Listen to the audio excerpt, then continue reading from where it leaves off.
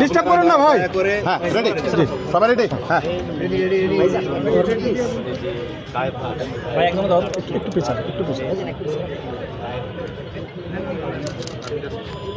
আজকের যে তিনটি রায় হয়েছে, তিনটি রায়ের মধ্যে একটি রায়ের কারণে আজকে শহীদ পরিবারের এবং আহতদের সম্পূর্ণ সন্তুষ্ট অর্জন করা সম্ভব হয়েছে।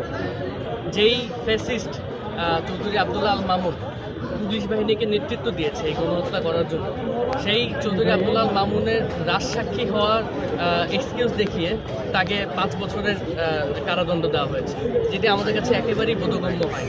সে যদি রাজসাক্ষী হয়ে থাকে তাকে সর্বোচ্চ এতটুকু প্রিভিলেজ দেওয়া যায় যে তাকে যাবজ্জীবন কারাদণ্ড দেওয়া হবে, মৃত্যুদণ্ডের বদলে যাবজ্জীবন কারাদণ্ড দেওয়া হবে। কিন্তু সেটিও না করে যখন তার 5 বছরের কারাদণ্ড দেওয়া হয়েছে, সেটি আমাদের জন্য হতাশাজনক এবং আমরা এটির জন্য সন্তুষ্ট নয় এবং আমরা এটির জন্য উচ্চ আদালতে বা যেখানে আমাদের আপিল করার সুযোগ আছে আমরা সেখানে শহীদ এবং আহতদের পক্ষ থেকে এটিতে আপিল করব। মৃত্যুদণ্ডের রায় এই রায়ের আসলে কোনো মূল্য নেই যতদিন না পর্যন্ত এই ফ্যাসিস্ট হাসিনা এবং সাবেক ফ্যাসিস্ট স্বরাষ্ট্র মন্ত্রীকে এই দেশের মাটিতে নিয়ে সেই রায়টি কার্যকর করা হচ্ছে।